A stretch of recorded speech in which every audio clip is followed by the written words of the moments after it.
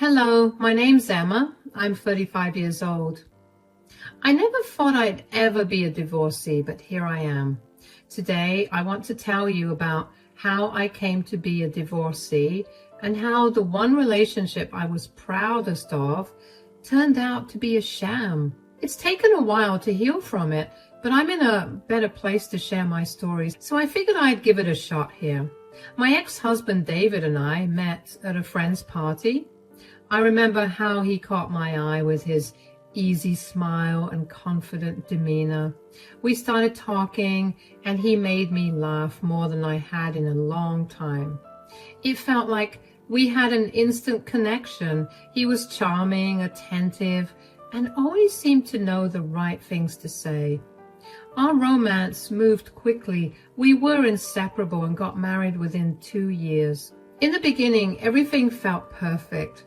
David was always so interested in my day, wanting to know where I was and who I was with. He said it was because he loved me so much, but sometimes it felt like he was keeping tabs on me. I pushed those feelings aside, thinking it was just his way of showing he cared. David had been married before, to Elaine. From what he told me, their marriage was a nightmare. He said Elaine was difficult, always arguing and never appreciating him. He painted himself as the victim for her unreasonable behavior. He mentioned that she would make him feel worthless and that she was impossible to please. David insisted that Elaine was the problem, and I believed him. He made sure I didn't interact with her much, saying it was for the best and that she was a bad influence. I trusted him and didn't question it. When I married David, I also became stepmother to his daughter, Lily. Lily was only 9 years old when I met her. She was very quiet and reserved and continued to remain that way even into her teenage years. The only times she would get loud was around David when they would fight. I was never around when the fight started, so I never knew what the fights were about. I would ask David about them, but he would dismiss me and just tell me that Lily was being rebellious and problematic, and that she was being a troublemaker just like her mother. But from what I usually see, Lily is a smart and thoughtful girl, although she keeps her distance from both of us. I tried to build a relationship with Lily. I wanted to support her and be there for her, but David's strict and often harsh approach made it difficult. David would often harshly punish Lily, like grounding her, taking away her electronics, and not letting her eat meals, all for disobeying him. I never agreed with any of his punishments, but I had no say in anything. David made it clear that I had no say in how he raised his daughter. Lily and I had a cordial relationship. We were not close, but we respected each other. Despite the challenges, I did my best to be a good stepmother. I encouraged Lily in her studies and tried to be a friend when she needed one. I could tell she appreciated my efforts, even if she didn't always show it. Now, I work in a company that requires quite a bit of traveling. One particular month, I had a business trip planned for a week and had to leave early Monday morning. The night before, Lily came to see me and asked if she could borrow my purse for an event at school. She was going to a debate competition and wanted something nice to carry her notes in. I was happy to help and gave her the purse without a second thought. Lily looked grateful and even a bit excited, which was a rare sight, considering how tense things usually were at home. During the trip, I tried to stay in touch with David and Lily. I called and texted every day, but David rarely answered his phone. When he did, his responses were short and dismissive. He claimed he was busy with work, but it felt like he was avoiding me. I didn't think too much of it at the time, assuming he was just stressed. I managed to speak to Lily once, and she told me the debate went well. She sounded happy, which gave me some comfort. By the time I returned home, the atmosphere in the house was heavy and tense. David was waiting for me in the living room. His expression was stern, and before I could even ask how things were, he dropped a bombshell. Lily's moved out. She's too rebellious and problematic to stay here any longer. What? What do you mean she's moved out? Why? She's been causing trouble, disrespecting me, and breaking the rules. We had a huge argument, and it was the final straw. This doesn't make sense. What exactly did she do that was so bad? She's been sneaking out at night, talking back to me, and refusing to follow any of the house rules. I can't have that kind of behavior under my roof. David, she's a teenager. They make mistakes, and this is their default behavior. You can't just kick her out for that. It wasn't just one mistake. It's been building up for a long time. She needs to learn that actions have consequences. Did you even try to talk to her? Maybe there's a reason she's acting out. We need to understand what's going on with her. I tried talking to her, but she wouldn't listen. She's stubborn, just like her mother. I can't deal with it anymore. That's not fair, David. She's your daughter. You can't just give up on her because things are difficult. What exactly happened in the argument? She started yelling at me, saying I was too strict and that she hated living here. She was out of control. I had to do something. Yelling back and forth isn't going to solve anything. We need to find a way to communicate better. Throwing her out is not the answer. You don't understand. She's been pushing every boundary, testing every limit. It's been a nightmare. She needs to go somewhere she can get a reality check. So where is she now? Did she have somewhere safe to go? She went to stay with a friend. She's fine. She'll learn her lesson and maybe realize how good she had it here. Unless her equally annoying mother picks her up and coddles her like she always does. This is so wrong. We're supposed to be her parents. We're supposed to help her, not push her away. Can't we try to bring her back and work this out together? This is my daughter we're talking about here. You need to mind your place. You're not her mother. You don't understand how hard it's been dealing with her. I've made my decision. She needs to see the consequences of her actions.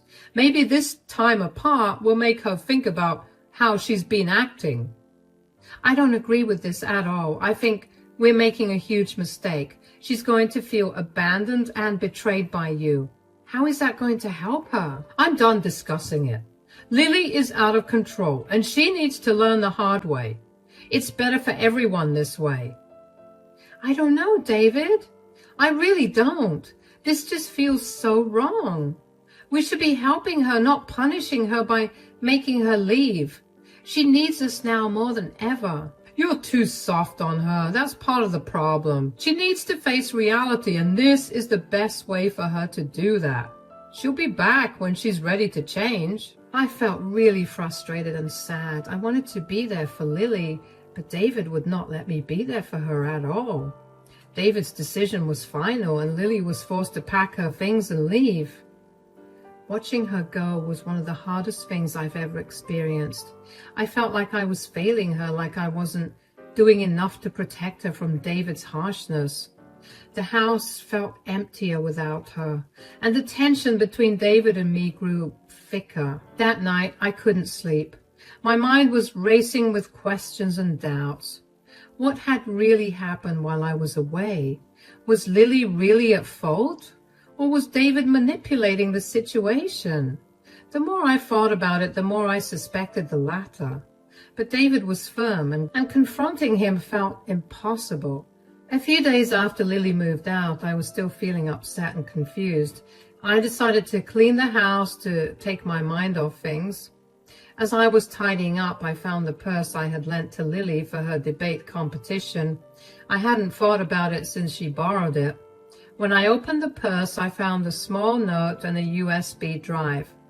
The note said, "I should have told you sooner about this video." I felt a rush of confusion and worry. What video? Why didn't she tell me sooner? My heart started to race as I held the USB drive in my hand. I wondered if I should check what was on the USB. Part of me was scared of what I might find. What if it was something terrible? But another part of me needed to know the truth, especially since David wasn't giving me any clear answers about what happened while I was away.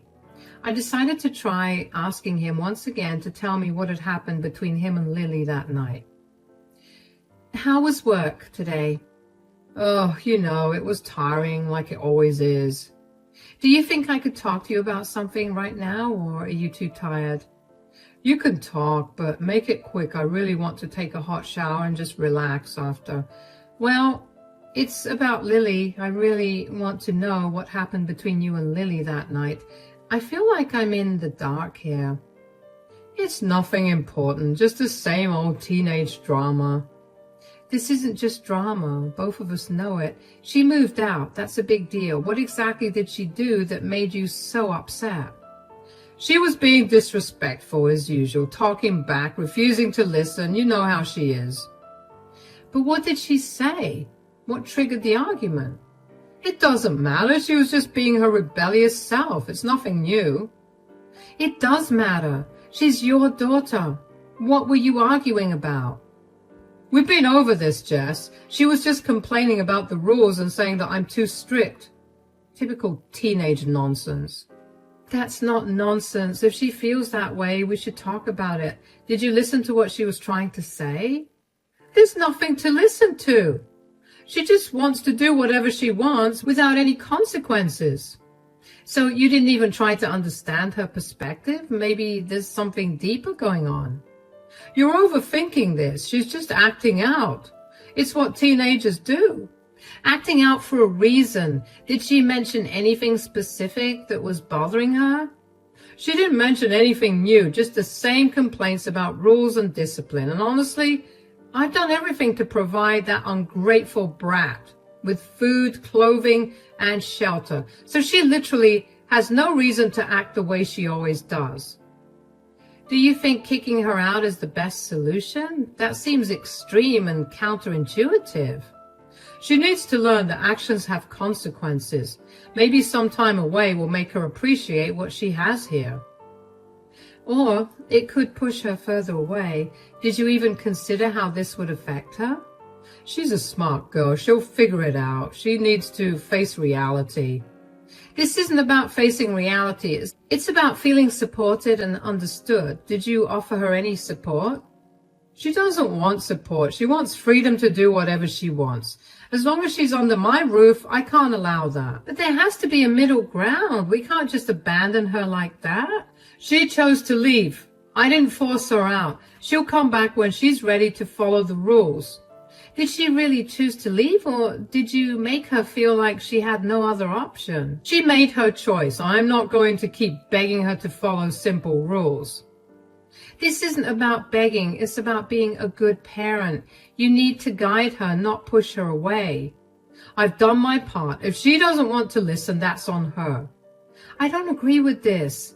We should be trying to bring her back, not pushing her out. Well, you're not her mother, Jessica. This is my decision and it's final. I don't want to talk about this again, and now, if you'll excuse me, I have to take a shower now. David still hadn't answered my question truthfully. He skillfully avoided talking about what actually happened in the argument and the events that led to it. And whatever he told me was also not true. The Lily I had been around would never raise her voice or even talk to anybody disrespectfully. Things were simply not adding up in my mind. I don't know why, but for the first time, I actually started thinking about all the shady ways that David had behaved. Once that seed had been planted, I couldn't get rid of the urge to look into the USB. So I waited for David to fall asleep before I plugged the USB into my laptop. There were multiple files, so I went through all of them. What I saw made my stomach drop. There were several video clips, all dated from the week I was on my business trip, and some a little before. The first video showed David yelling at Lily, accusing her of things she clearly hadn't done. He was harsh and cruel, his face twisted with anger. Lily looked scared and tried to defend herself, but David wouldn't listen. The next videos were even worse. They showed David setting up situations to make Lily look bad, like planting broken items in her room and then blaming her for them. It was clear he was manipulating everything to turn me against her. I felt a mix of anger and sadness watching these clips. Then came the most shocking parts. One of the videos showed David with another woman in our home, acting in ways that were undeniably intimate. My heart ached with the betrayal. I felt sick, tears streaming down my face as I watched. I couldn't believe what I was seeing. This wasn't the David I thought I knew. How could he do this to Lily? How could he do this to me?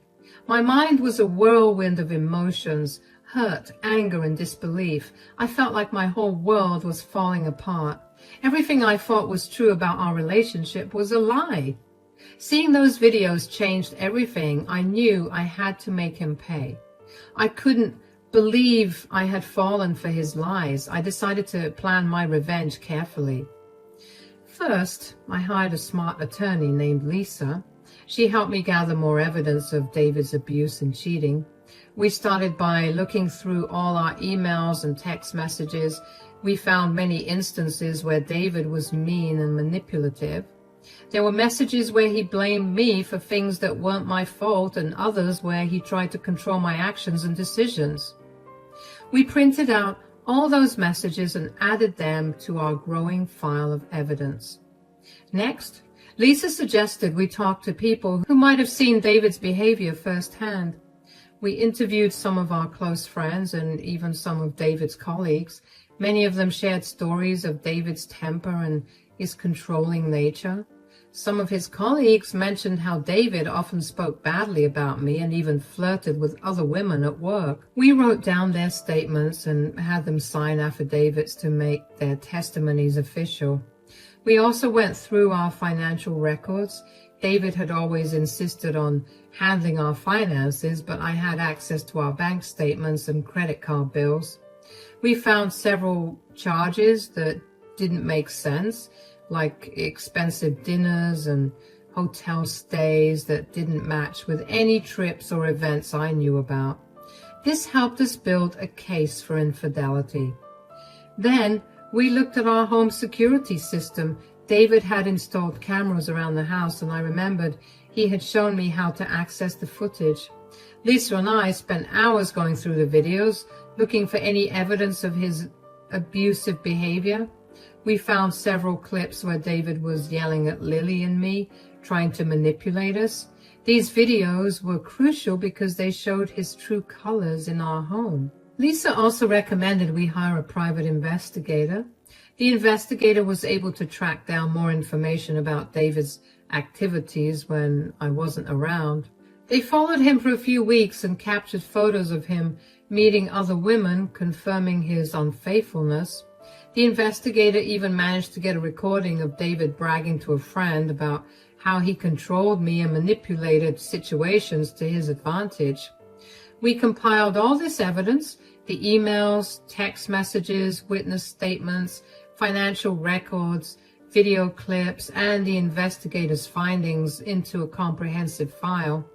Lisa made sure everything was organized and easy to understand so the judge could see the full picture of who David really was.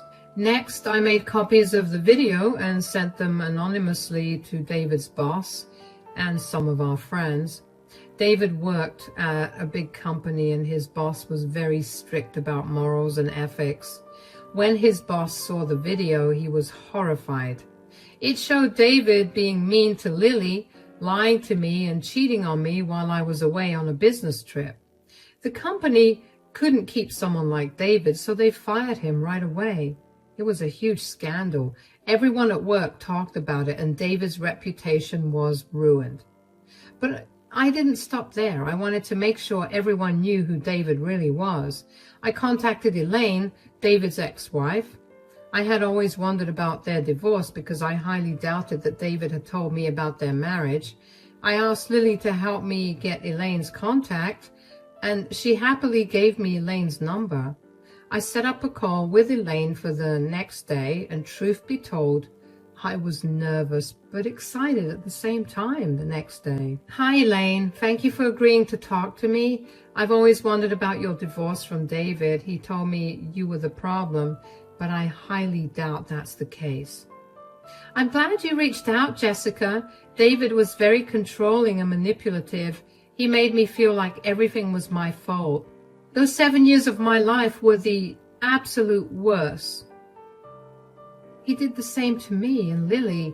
He treated Lily terribly, and when I was away, he set her up to make her look bad. Then he cheated on me in our own home. How did you deal with him for so long?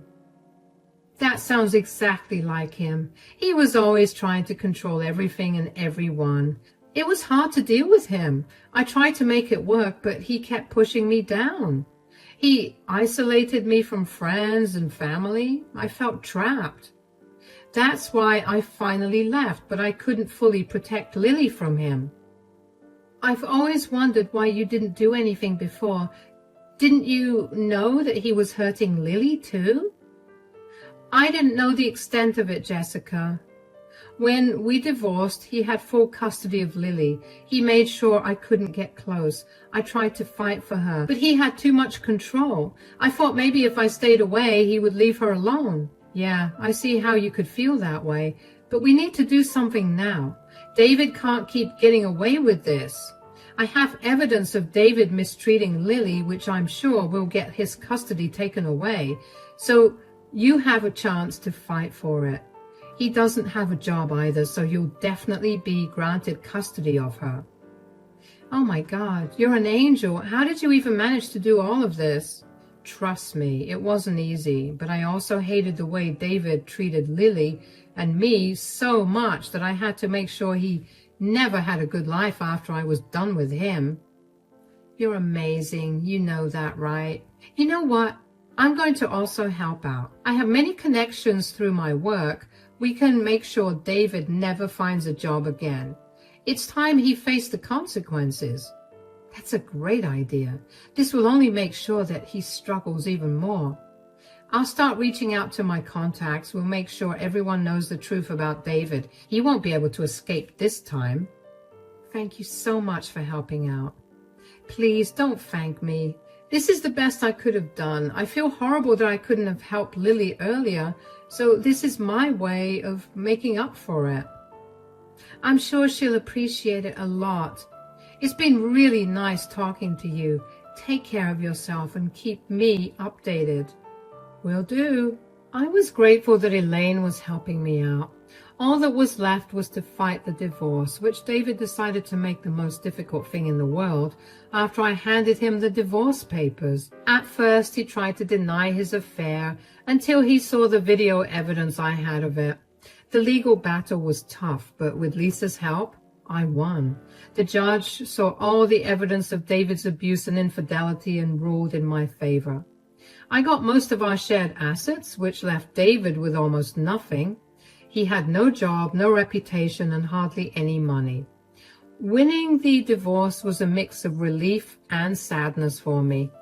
I felt a huge weight lift off my shoulders knowing that I was finally free from David's lies and control.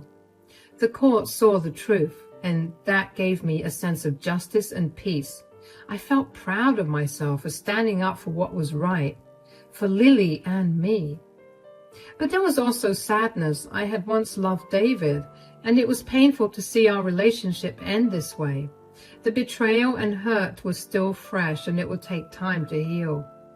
I thought about Lily and how she would find her own path to healing. David faced severe consequences for his actions. After the video and all the evidence came out, people saw him for who he really was. His friends and colleagues cut ties with him. They didn't want to be associated with someone who was so mean and dishonest. He became socially isolated and had no one to turn to. Financially, too, David was in big trouble. Without a job and a damaged reputation, he struggled to find new work. Companies didn't want to hire someone with such a bad history. He couldn't pay his bills, and soon he had to sell his car and move to a smaller place. His lifestyle changed dramatically, and he was left with very little. Meanwhile, Lily flourished away from her father's oppressive grip. She finally felt free. She moved in with her mom, Elaine, who welcomed her with open arms. Lily started doing better in school and made new friends.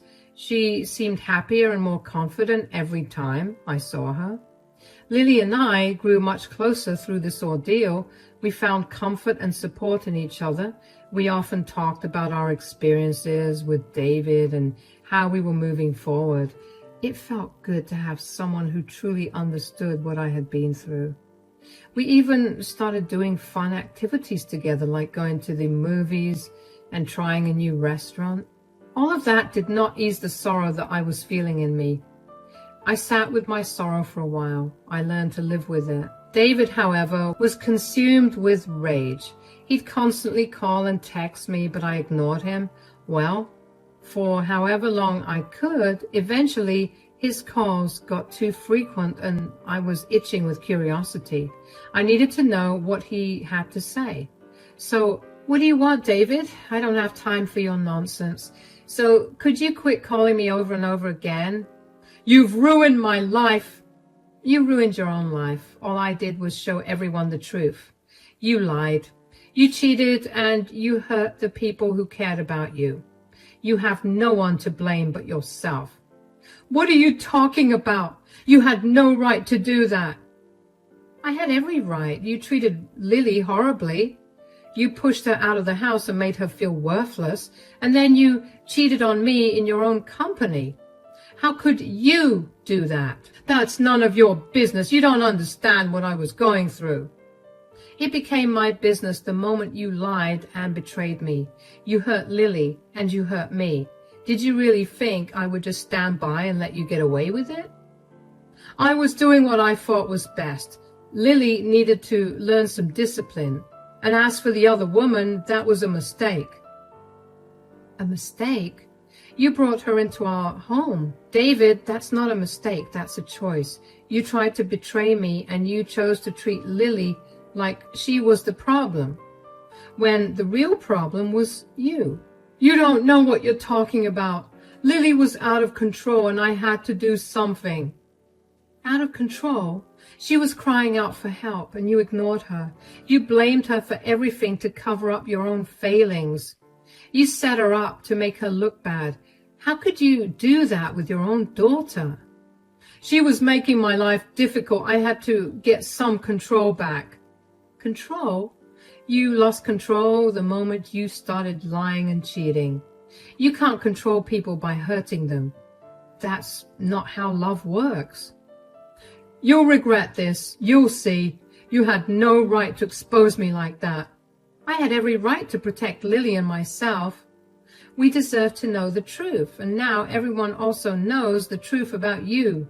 You think you're so righteous, don't you? You'll pay for this, Jessica. I won't let you get away with it. There's nothing to get away with. I did what was right. You need to face the consequences of your actions. Maybe now you'll understand what it feels like to be hurt and betrayed. This isn't over. I'll make sure you regret this. Do whatever you want. You brought this on yourself. The truth is out, and you can't hide from it anymore. You'll be sorry, mark my words. I'm not the one who should be sorry. You are. You owe Lily and me an apology, but I'm not holding my breath. Goodbye, David. You'll regret this, Jessica. You'll see. No, David, you're the one who will regret what you've done. Now leave. I knew I could never regret what I did. In fact, I felt stronger and more empowered than ever.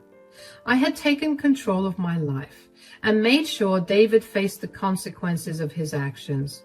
David struggled to find work for a very long time until he eventually landed a minimum wage job to make ends meet. I only know about it because he made multiple Facebook posts tagging me and calling me a jerk. It honestly made me laugh because every time he tried to rebuild his life, the scandal followed him, reminding him of his mistakes. David's downfall was a constant reminder that actions have consequences. He was left to face the repercussions of his behavior. Every time he tried to rebuild his life, his past mistakes haunted him. He was living in the shadows of his own actions, unable to escape the truth. In the end, David was left with nothing but regret. Meanwhile, Lily and I look forward to a brighter future. We reclaimed our lives and found happiness and stability.